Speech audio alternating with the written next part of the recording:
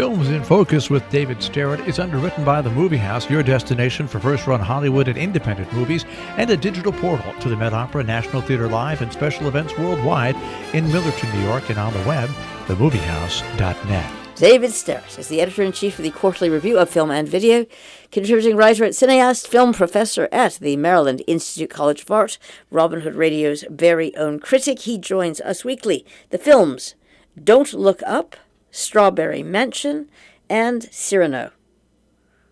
That's a word painting right there. It certainly is, Jill. I'm sure you could make a whole short story out of those three titles alone, as you usually can. With color. Actually, the movies are very different from each other, with the one common thread that they each take us out of the ordinary, everyday world that we normally live in. Each one of them, in a different way, is a kind of a fantasy. But beyond that, they really are all quite different in character. So let us begin with Don't Look Up. This is a movie that it took me a little while to catch up with, but I'm very glad I did. It was written and directed by Adam McKay, and it has a really terrific cast led by the likes of Leonardo DiCaprio and Meryl Streep and Jennifer Lawrence. And it's a science fiction movie, but it's a science fiction movie with a very strong, kind of socio-political edge to it. It really has a kind of urgent things to say. It's also a comedy, so it says its urgent things often in sort of amusing ways, and sometimes very darkly amusing ways. So anyway, here is the basic notion behind this movie, Don't Look Up. We have Leonardo DiCaprio as a very sort of major astronomer. He's an astronomy professor and an astronomer, and he has a graduate student named, played by Jennifer Lawrence. Her name is Kate DiBiase.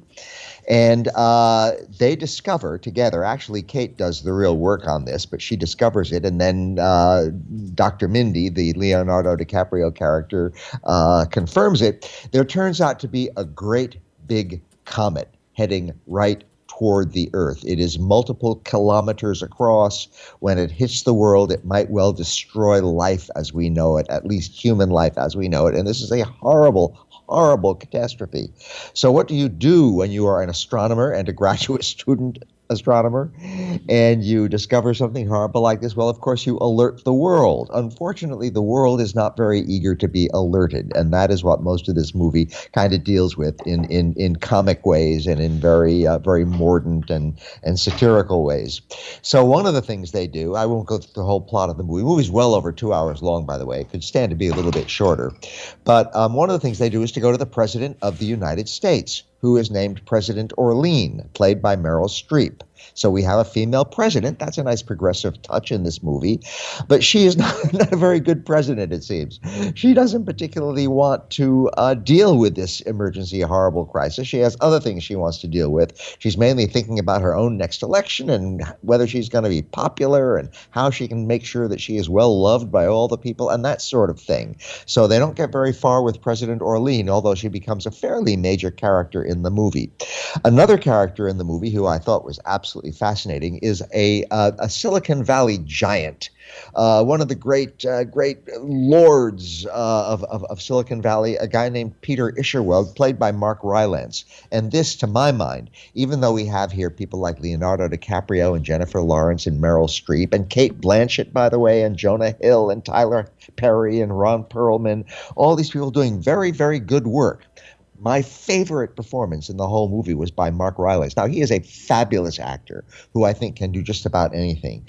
And here he does such a superb job of playing, impersonating, and satirizing a Silicon Valley giant, one of these people who is never fazed by anything, no matter how horribly things get out of control. And by the way, the whole idea is that his great wizardry in the world of interactive technology is going to save the world somehow from this horrible catastrophe that is speeding toward us very fast. And he's one of the people who is never flapped by anything. And no matter how horrifying things get, no matter how completely agley all of his own plans go, It's all right. Everything's just fine. Now, here, we're just going to do this instead. He is just marvelous, and it's a witty performance and a consistent performance and a marvelous performance. And again, we have all those other people. There's Timothée Chalamet playing a very, sort of a misguided young man who becomes a very interesting and unexpectedly complicated character, although it's really a fairly minor role in the movie. Anyway, lots and lots of people in this film. Cate Blanchett, by the way, I should also mention, is really, really excellent. So there are little inside jokes or almost semi-inside jokes in the movie. For example, Meryl Streep plays President Orlean, and Susan Orlean was the character based on a real-life person who she played in the movie Adaptation a number of years ago. So there are little things like that in it that maybe movie buffs will get a little extra charge out of this movie. But mainly, the movie is a very effective social and political satire. I've already talked about how this comet is speeding toward Earth, and there's going to be horrible disaster, and everything's going to go wrong, and there are ways that we might be able to avert this if we act now. If we send up a whole bunch of rockets with bombs that could blow the thing up or deflect its course, but it has to be done right now. And of course, the title of this movie is Don't Look Up, because people don't want to really deal with this. People don't want to face what's coming. People want to pretend it's not there. When they finally do look up and they see the comet, often the response is, there's no comet there. Well, if this reminds anyone of a particular response to a particular coronavirus pandemic that's still going on right now as we speak, that is, of course, very much on purpose. Don't Look Up is, among its other good qualities, a very timely movie. It's a satire, it's a comedy, it's a farce, but it's also really serious in some of the things it has to say. And it has to say important things about things that are going on right now in our own society that we should really start paying a whole lot more attention to than we are. Not only the virus, for example, but our responses to the virus in all kinds of ways. So I really like Don't Look Up. I found it funny. A lot of the jokes were amusing. It's a really fast-moving film, really ingeniously filmed. It has a sort of a wild climax near the end that took me by surprise. I thought it was really terrifically done. And it's just a really, really good movie. I really liked it. It's a big Hollywood production, and it shows that Hollywood can still really do things right. So I recommend Don't Look Up. I wish I could recommend my next movie today, Jill, Strawberry Mansion. It is the opposite of a big Hollywood movie. It's a modest indie production made by a couple of people who have track records in that area. Some people are just adoring it. I found it just really, really annoying, and I didn't much like it. So anyway, Strawberry Mansion is another fantasy, our theme for the day, and it is directed by two people, Ken Tucker-Audley and Albert Burney. They both appear in the film, although Ken Tucker-Audley is the one with a really major role. And that character, his name is James, and he is someone whose job is, this is a fantasy again. He is somebody who collects taxes that the government now levies on people's dreams. So he is an auditor, and he finds this old woman. He goes to visit her. That's basically what the movie is about. It's about his visit to her house, Strawberry Mansion, and the time he spends there, because she's behind on paying the taxes on her dreams. There's a dream meter, and she has not been keeping up with things, so she's way behind. Oh, this is another timely film, because, of course, our own tax time in the United States is coming around next month. Anyway, this sweet old lady is behind on her taxes, on her dreams. And so James has got to enforce this. So he moves into her house, where he is going to be auditing her taxes and spending a lot of time there and going through her dreams and so forth and so on. So that's what it's about. And along the way, all kinds of things happen. Of course, we have a lot of her dreams. We have quite a number of his dreams along the way. It turns out along the way that, and this is kind of a twist in the movie, that there's a whole other theme going on, and we've seen this in some of the dreams, that advertising companies have found a way to get into our dreams and plant commercials there. So that becomes another thing that the movie is about, and that sounds like another sort of very timely kind of satire that maybe we could use and maybe get us thinking about things about how advertising invades every corner of our lives and all that sort of thing. But I just found none of this was handled in a very interesting way. It's a very low budget film, and that's one of the things I like about it. The filmmakers are always doing things that don't involve the big fancy effects that Hollywood movies like Don't Look Up that they thrive on. It's a very, very sort of homemade-looking movie almost, and that's a very likable thing about it.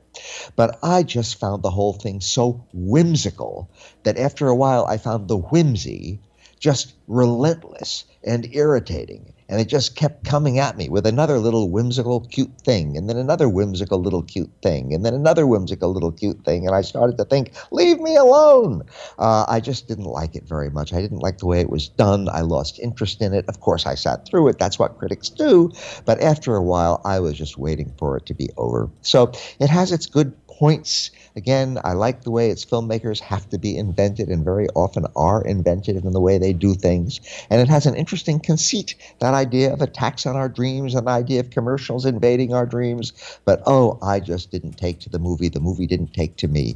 So I'm afraid I can't recommend it. Although if anything I've said makes it sound appealing to somebody, by all means go see it. There are people who think it's just adorable. I'm not one of them.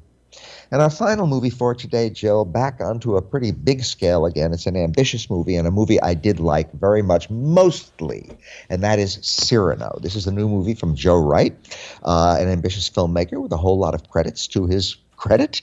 And it is a retelling of the wonderful old drama by Edmond Rostand, which has been told many, many times over the years, told and retold in various ways, Cyrano de Bergerac. In this case, it's just called Cyrano, and it's based on a stage musical that was done of Cyrano just a few years ago, and this is now a movie version of that. So yes, it's a musical. Musicals seem to be back with us in a certain extent. We have Steven Spielberg's West Side Story, and, musicals are maybe having a little tiny bit of a comeback. Anyway, this is a musical, and it stars Peter Dinklage as the hero, Cyrano de Bergerac. Now, of course, Cyrano de Bergerac, Cyrano in this case, is a very old story, and it's a story I've always liked. I just always liked the basic idea behind Cyrano de Bergerac. The idea is that we have this man who in the original Cyrano de Bergerac, and in most of the retellings, his problem is that he is a brilliant person. He is a great, great fighter. All this takes place a few centuries ago. He is a great sword fighter. He is an enormously talented poet. He is charming. He has everything going for him, but he has an enormous nose that makes him ugly. And that is his great handicap in life. What happens is he meets a man who is desperately in love with a beautiful woman named Roxanne, but is tongue-tied, doesn't have verbal skills, can't court her, can't woo her. So they strike a bargain because, by the way, Cyrano is also in love with the same woman, but secretly so. Cyrano will write love letters, which actually come from his own heart to Roxanne because he loves her, but they will all pretend that the love letters are from Christian, who really does love her openly, and that way Christian won't be hampered by his being tongue-tied and inarticulate. Cyrano will get to express his love even though it's on behalf of somebody else, and poor Roxanne will really know what's going on, and we'll see how the story turns out, and I certainly won't reveal that. Well, in the new Cyrano, the handicap, the physical problem that makes him not like other people is not an enormous nose, it's that he's played by Peter Dinklage, who is, of course, a dwarf. And by the way, I just have to say this, in addition to being a dwarf, he is one of the finest actors of any kind on the current scene. He is absolutely brilliant. I will only mention his work in Game of Thrones, which is phenomenal, but he has been in a jillion movies over a very, very long period of time, and he just almost always does absolutely fabulous work. He's just fascinating to watch. He has an amazing face, he has a versatile voice, and he can do just about anything. So here we have him courting Haley Bennett as Roxanne with love letters written on behalf of Kelvin Harrison Jr., who plays Christian, the person who openly loves Roxanne. And that is basically the little sort of unconventional triangle who the movie primarily focuses on. There are other important characters, particularly an incredibly foppish noble named De Guiche, played very well by Ben Mendelsohn. That's the most sort of farcical performance in the movie. In any case, it's a story I've always liked. I've always liked the idea of the person who somehow can't quite come out and openly proclaim love for one reason or another person who can openly proclaim love but can't really do it very well, and so you have one person writing letters for another people. It's very much, the story is very much about printed words, about communicating through words, about communicating through correspondence, and I just always liked the basic idea of this story. Here it's beautifully done by this wonderful cast, especially Peter Dinklage, although Haley Bennett is irresistible as Roxanne and Kelvin Harrison Jr. does a very nice job of playing Christian. Again, a little bit offbeat modern day twist, having a black Christian. He's just terrific also. Everybody's great. The one thing that gave me a little pause about this movie is some of the songs. Some of the singing sounds like they're trying to do country western vocal styles. It just didn't make sense to me. It's not the right style for this sort of thing. Some of the other songs struck me as very, very ordinary, just the kind of things that you seem to come up in every big show nowadays. So I didn't much like a lot of the songs. Some of the songs, a small number, were very good and very effective. Although when we get to the beautiful, very emotionally affecting ending of the movie, oh my gosh, there I was being moved by it, and one of the weaker songs comes in to dilute it. So I really could have done without most of the songs. That said, it's a very, very good movie. It's beautifully done by Joe Wright. It's beautifully acted by a terrific cast. And except for some of the songs, I thought it was really quite wonderful. So Don't Look Up is my primary recommendation for this week, Jill, but you can't go wrong with Cyrano either, especially if you like show tunes, then you'll have an even better time than I did. So that is my somewhat fantastical story this week, Jill. Fantastical indeed. Thank you very much. David Sterritt, Films in Focus. The films Don't Look Up, Strawberry Mansion, and Cyrano.